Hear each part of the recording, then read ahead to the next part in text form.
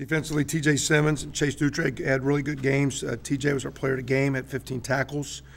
Got an ankle injury that we'll see how bad it is. I mean, he played the whole game with it, so I don't know how bad it is. But with the off week, a lot of times they put him in the boots and protect him up. Camion Patrick, again, was Scout Player of the Week. He's been awesome. Simon Stepniak did very, very well, too.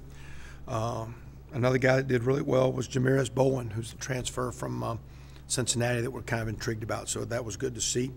Camion, too, is a guy we brought in at receiver, but we've ended up playing him as the Wildcat guy, and he's actually a very good runner. He's been playing some tailback, and he's 228, so he's a pretty skilled kid. So going forward, it's good as skilled, and we would have loved to have had him this year, but it's nice to see him. It's about the fourth week in a row now. We've said he's been our player, and he's got talent, but it's nice when those talented guys are really doing well that are sitting out. And, I mentioned that Bowen kid as well. Offensively, Spriggs Camille, Dan Feeney played well up front. Dimitri Very played hard. And he's playing against some matchups with Joey Bosa and now Shalik Calhoun. He's playing against some upper-level kids. He's battling, holding his own. He's doing a really good job. Proud of the way he's coming along. And Dan and Jason both played well. Michael Cooper at tight end we thought was solid. Jordan Howard, very, very solid. And then Simi Cobbs and Mitchell Page played very, very well. Simi was our player of the game. Raekwon Jones and Thomas Henderson. It's second time for Thomas, Bloomington South guy.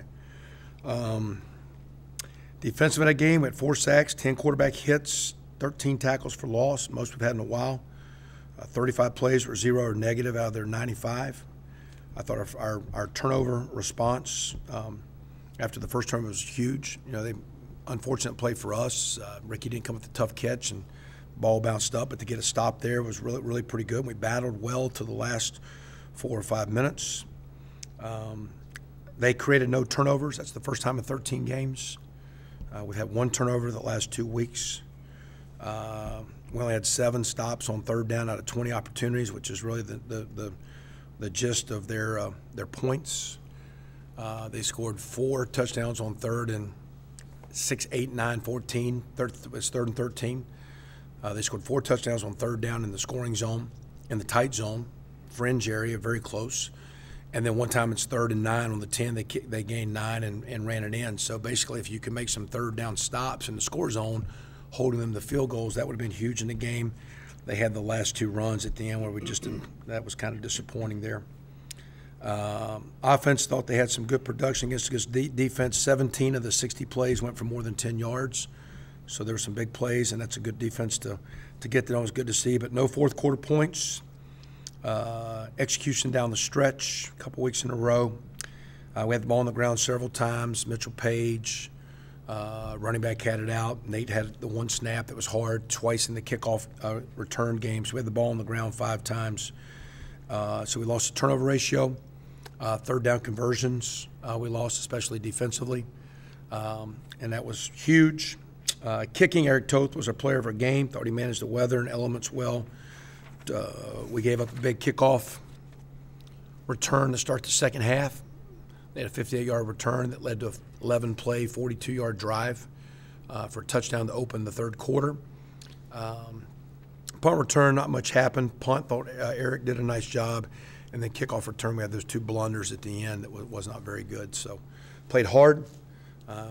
Team has gotten to some degree better, but we need to win, and that's what we're talking about with them. And to me, the key to winning is we need to do better. We've gotten better. We're competing, but it's not good enough. And so we've got to continue to push down the stretch, and it's not over-practicing or beating our team up. I think our team's got to find a way to find some backhanded confidence, some self-esteem, some self-value. At the same time, though, we're not getting the outcomes that you want. That's 4 weeks in a row. Had meetings with them yesterday. We had a light practice today, and we're practicing today and tomorrow. Our coaches will hit the road recruiting, and then we'll do some lifting and conditioning without overdoing it. So we're just having some implementation work of our next few opponents, some developmental work with young guys, and then we're going to lift and let the coaches recruit a couple, 3 days at the end of the week. And then we'll get ready for a really good Iowa team. It's 10th in the country. I don't know. I mean, we misfit a couple. I mean, you say that, but the first play of the drive is a loss of -2. After we had the 4th down and 4th and 5 where we didn't, hit our boundary stop route. we come off the backside, Clyde, jumps on a guy, and I mean, bottom line, we didn't get off blocks. Where we had, I mean, they had 30-some yards rushing going into the fourth quarter, and so I think we just got blocked and they popped one, and then we turned it over, and it just got real funky there those last 2 minutes. But I don't think there was any give up because, quite honestly, we're in a 5-point game. We got them 3rd and 9, and they hit us on a fade route against blitz cover 0 to go up 12. Offense gets to midfield. We don't convert the 4th down. Defense first play again. I thought our kids battled really, really hard, and very, very impressed with their effort. And if we wore out, you wore out. But bottom line, just they made a couple plays at the end, and we got sloppy with the kick game, I think.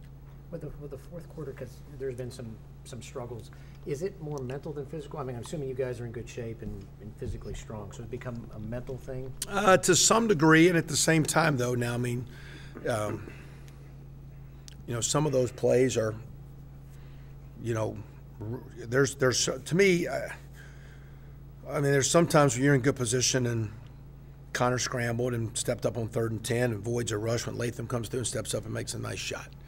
A couple times we're in really good position and he puts the ball where his guys can catch it. Sometimes our guys aren't playing really what they're coached and supposed to do. There are 2 touchdowns that they threw where, quite honestly, and when I watched it yesterday with the defensive, and we watched some stuff defensively together, and I go, now as a player, sometimes when you're not doing well, to me, I think there's 3 reasons why if you're not doing well. One is, are you good enough?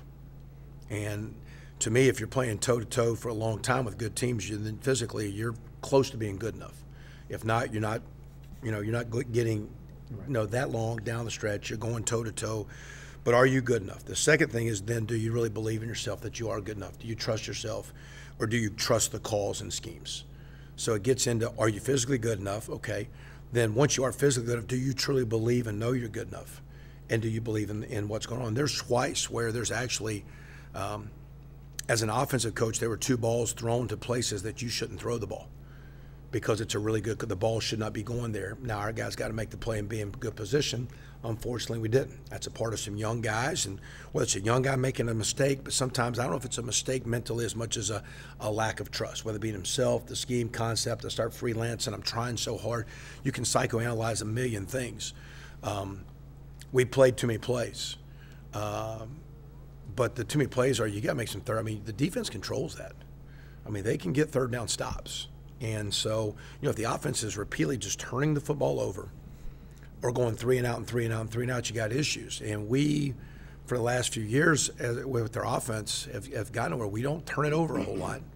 And we've been pretty good at not being a 3 and out team. And when we have been a 3 and out team, it's bad. Matter of fact, not only do you need to get the first down, but I was watching the pro game last night with the Eagles, and who's the announcer there, the old Cincinnati Bengals receiver, Chris Collinsworth. He said, you got to get 2 first downs. And sometimes, that's kind of right, because you need to get that momentum. Because you can make 1 play and get a first down and go 3 and out. That's a 4-play drive. And I can say, well, hey, I got 1 first down, but that's only 4 plays. So you need to get to about play 5 or 6. Then from there, you typically get in scoring zone. If you manage it well, you can get some field goals and touchdowns. We're leaving points on the board, on the field. We got to get them on the board. But the defense has got to get stopped. So if there's any fatigue, it's just from them playing too much. And I think the fatigue, sometimes I still think we don't play as many guys as we need to. And that's where we got to keep, because some of that fatigue is you got to play more D linemen to keep getting pressure. But again, there's a lot, like say, that was the most tackles for loss and 4 sacks, and you're playing a veteran team. They talk about how good their line is. There's some good things, but at the same time, it's not good enough. And that's what, as we wrapped up our development, and we had some meetings or talks with some older guys, that is much progress as you might have think you have made, it's not good enough yet. And we're going to ask you to take care of your body and dig deeper, because we need to keep progressing and do the best we can. Let's go get Iowa here. So, but from a psychological side, I'd say that trust factor, whether it be trust the scheme or trust yourself, is sometimes I think one of the last little Achilles heels that you got. Yeah, now sometimes you get into some 3rd and shorts and all that deal. Again, we started like last week.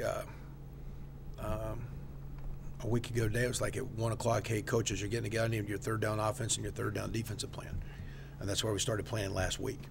Because, we've got to convert the ball in offense to get it. I mean, to stay on the field and get points. And defensively, they got to get. That's right now, I don't think our offense and defense is complementing each other. And I heard after our Penn State game, Coach Franklin talked specifically about how Penn State played complementary football, offense, defense, kicking, working together. I think right now our offense and defense isn't complementing the way it did early. I think Jordan Howard being out's hurt our run game a little bit, being a little bit more offensively consistent.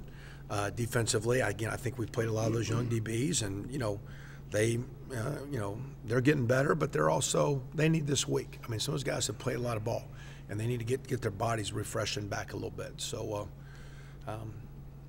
again, we'll keep looking at schemes. We got a chance with open date. Are we getting worked? Hey, it's predictable. You're in this coverage, and every coverage has windows and stresses and places where you can go with the ball. So this is a good week to self-analyze. But more than anything else, when the strength of the football team defensively is the defensive front, and when the defensive front, when their pressure is felt, the third down stops are better. The third down stops we made for the most part were caused by the quarterback didn't have the time to do what he needed to do. And that's, again, every team has strengths and weaknesses. Our strength's the D-line, and we're going to ask those guys to play. They got to play stronger down the stretch for us. I think that'll help our third down. Blitzing or not blitzing, coverage, whatever. I think that's the key for us. How important is it to manage frustration from a player standpoint and a coaching standpoint, because you guys are so close to breaking through and picking up these wins because you're being competitive and giving yourself a chance? Yeah, the thing with, and again, not trying to be Dr. Phil with them here this week, but we've been really talking about, you're playing really good football with really good teams. And so first of all, is there talent and do you belong? Okay, now if we're not getting the results we want, as good as you may be doing, I'm telling you, you have to find a little bit more. So we can justify excuses or not, play calls or not, referees, elements, matchups, freshmen, all those are just excuses. At the end of the day, physically, you're not far off, but we got to keep coming and find more because it's just not quite good enough yet. And I think whether we get to a little bit of whether we get tired or we start waiting around for someone to make a play. What we talked last week is again, to get to the point where we can maybe tip over, is that all you need is a couple viral people for something to become infectious. And we're right there. So who's going to be the one guy? Not what we need to do, but who's going to be the one guy? That's what you watch T.J. Simmons, how hard he made, 15 tackles. It was flying around. It was by far the greatest ever I saw him. I think he was I'm going to be the one guy. And because he played at an energy level, Dimitri Camille played an unbelievable game against a great player, just playing as hard as he could play. And I think from a confidence standpoint, now those guys are going to see, man, if I just believe myself and play hard, but we need more and more guys like that. So, all we talked about was there's a lot of good. It's not good enough, and most people and most things want to give in. That's not what I'm about, and that's not what we're going to be about. We're not going to make excuses.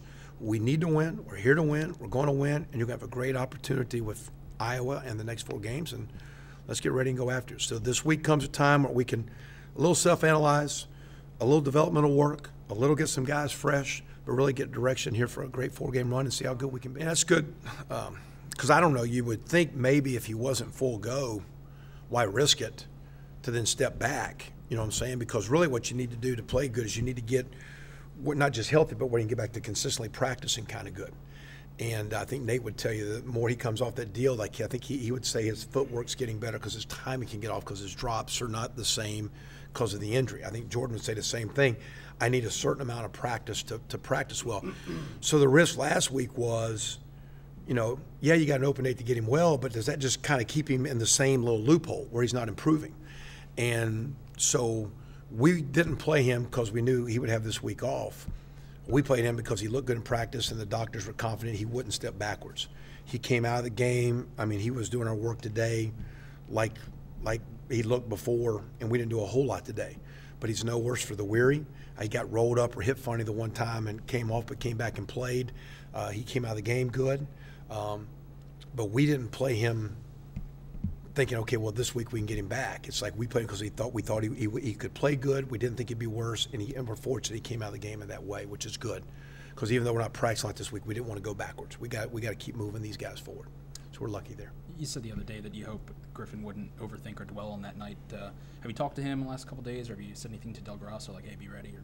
Yeah, well, you always want the next guys to be ready. I've been talking to Aaron, just like because he had an injury, because he's a very talented kicker. Like I had a conversation with him last week, and are you back full go? And is your field goal distance back to where it was? Like, how, where are you physically? And he was, and so and Aaron says he's good. Now, again, Griff, I still think leads the Big Ten in field goal percentage. The field goal he missed was a really solid kick. I reminded him today that I thought Mitch Ewald's about as good a kicker as I've been around, and he had 2 crossbars at Ohio State. He made 100 PATs in a row and then missed 101 at Penn State. I mean, there's a lot of guys miss 3-foot putts. But, until you're up there doing it, everybody thinks it's you. It's a snap, it's a kick. Yeah, the field's a little wet. He's playing in some circling wind. He just missed a couple. I wanted him to respond back quicker with a little bit better. I was more worried about some body language on the sideline, because I think that affects his teammates. And we don't need to wear it on your sleeve like you're hurting the team. You're not trying. We got, I think, a lot of kids that totally buy in, are trying to win, doing a lot of good things, and we don't need you to act like you're disappointed or you're wearing your emotions on your sleeve. You missed it. You're human. Go to the next one. Next thing too, we talk about, hey, you're close, but the one comment we did because I like my golf deal. I go back to Roy McIlroy at that Masters a few years ago, or Dustin Johnson at the U.S. Open. You got to be good enough to get in those positions. Okay, it's one thing to get beat, but you got to be good enough to get in those positions. Now, where do you go from there? And it's not a fork, or you're going one or two directions. You got to get to that position. Okay, and that doesn't justify losing, because we don't like that. But it does show you're getting to that position. Now, what's next? Are you going to continue to push and find better? And we got to have some backhanded confidence and some belief. But it's nice to see you've gotten there. Now, where are you going from there? Is that all you wanted to get close? Or do you want to keep pushing for more? And that was our comment, even though we're not over practicing this week with our guys. How much you're going to take care of your body, and what's your preparation and mental process to keep going and keep taking the next steps? Because whether it's a part of the process, it just is what it is. But I think it shows that we can play competitive football. We got to start playing winning football. And that's stopping the run, that's getting off the field third down, that's getting touchdowns, that's contributing to the kicking game. And we just need our whole team. Good teams get better. If we're a good team, we keep getting better. If not, we're a talented team.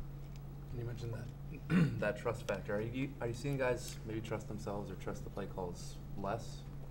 I think, well, I mean, like I was sitting there with the old guys, and I had Dan Feeney, who I think is an awesome, but I said, stand up. I said, Dan, how many times when you block will you grab a guy like this? And he goes, I said, how many times you coach today? He goes, none. So you coach to play with your hands inside so you can have control. But the reason you get outside is if you just grab on and hang on for a second, you think your guy doesn't make the play. What's a lack of trust? So whether you believe in your coach's fundamentals or you believe, hey, I'm good enough to do that. And so every player has his deal. Why is Nate a little bit late on the throw? Does he trust what he sees? Does he trust? It's just a lack of trust. So really good teams have a belief system, cut it loose, trust each other, play through errors, grow on it. So I just think, again, my experience, and I'm going back to a long time ago at Mineville, Ohio, as we were trying to build that team, is either you're not good enough, or you don't believe in you, or you don't believe in me as a coach. It's one of the three. And I think our talent's gotten better. Now it comes back to a belief system. And I'm not going to question whether you believe in me or you, but it's a lack of trust. And so, for example, then the comment to Nate today, I go, as a players, it is great that you have thoughts. You need to communicate those thoughts. Nate, how many times do I ask you what you want to throw? He said, every day. What do you want? And because it's not what do you want? And so as a player, you're allowed to have your thoughts. If you'll express your thoughts to your coach and say, hey, I agree with that, and let's do that. Or wait a minute, no. You doing this now creates stress within the system and screws us up a little bit here. So that's a nice thought, but that doesn't work here. You're now out of the structure of the play, if that makes sense. So again, we talked a lot about, hey, trust is one thing, but communication leads to greater trust. And so sometimes all distrust is a thought. And let's communicate those thoughts, and maybe you're right. And because there's a lot of times that I'd say, wait a minute, no, I agree with you. Let's do it your way. Whether it be, I asked some guys named prep, what do you want to do certain things in practice this week? When you believe in your team, you're going to ask them what they want, give them what they want a lot too now. And so we're trying to build, as we work through building the team, trust is a part of it. I think communication is a big part of it. That's why the last few weeks, I like our team's effort. I like where we're going. I don't like results. We're going to keep communicating, fixing fixable problems. This is kind of one of those weeks where we start getting to that point. You're getting down the stretch here too, like with fourth year. Like, how many scholarships do you really have? You know, we give the walk-on guys their scholarships, but then you use it back. How many seniors you have? Potentially, we only have maybe 2 mid-year spaces. And one of the reasons being we've had some more, and not that mid-years have been that big for us. Some years we've had 2, 3, or 4 mid-years. We're playing so many freshmen that like a guy like Shane Winter, Tevin last year that leave to go train, you can't replace their scholarship. But a guy like Teddy Bolger that graduates at 4.5 years, or Colin Rohrig, who graduated in 4.5 years, you can replace his scholarship. So like right now, Eric Tothers in grad school, and I think Nate Sudfeld, who came a little bit earlier, are 2 guys graduating. So we only have 2 mid-year spots. Not that that's huge, but we'll figure that out. And then we see what our numbers do. They get to 18, 20, 22. I think we need big guys in this class. Now, I think we're getting to a point with the offensive line. You know, you got Spriggs and Jake Reed are seniors, and Ralston Evans is already medical. But you got Jake Reed and Camille and Feeney and Westroy. You got a bunch of juniors. You got 8 or 9 DeAndre Heron that are 4th and 5th year guys. So I think we need a lot of big guys. I think Cooper and Casaro and Sean Damaska has been a nice behind-the-scenes developmental guy. It's a senior 4th year guy. So I think the tight end position, because next year you'll be Friend, Fuchs, Austin Doris. I think D-line, you look at Mangieri, Shaw, Rayner. You got Latham, Ralph Green, Heffron. So I think there needs to be some size in this class. Last year we took 13 skill guys. You really don't have a senior, defensive back or receiver. You really don't have one at running back. So you don't have one at linebacker. So I think the core of it's big bodies, and then we got to see where we are at young quarterback and how that goes. Is there a chance you guys could go for an experienced quarterback at JUCO or a graduate level? Yeah, just who is that? You know what I mean? So just because he's older, he's got to be good enough. And then also, too, like we just started developmental work, and one of the comments was, hey, Austin King was impressive today. And as a young guy, he's been a little up and down with just the urgency of, like, you don't play right guard, you play quarterback. There's a way you walk out here every day. And so, and you got Zanny and Dander. Remember Donovan Hill, we're playing him receiver. He's a guy in the mix. So we're going to be reasonably skilled, but we'll need that quarterback. I mean, it's always, we got, Nate's got to play better right now, to tell you the truth. So, but we're looking at some JC options. It's hard to look at mid-year, graduate deals, because who are those guys? You really can't communicate with those guys, but we'll see. We're not going to panic. Keep getting better. Anything else? So you guys are good for this week, right? And then, like I say, we got Iowa. We don't know. When's that kick time going to be announced? Is it today or next week? Okay. So we got those guys. Next 2 are at home. Like I say, good vibe with the team. Don't like the results, but and they don't like it. But again, we're going to move forward and finish pretty strong, we think. You guys cool? Okay. Thanks, man.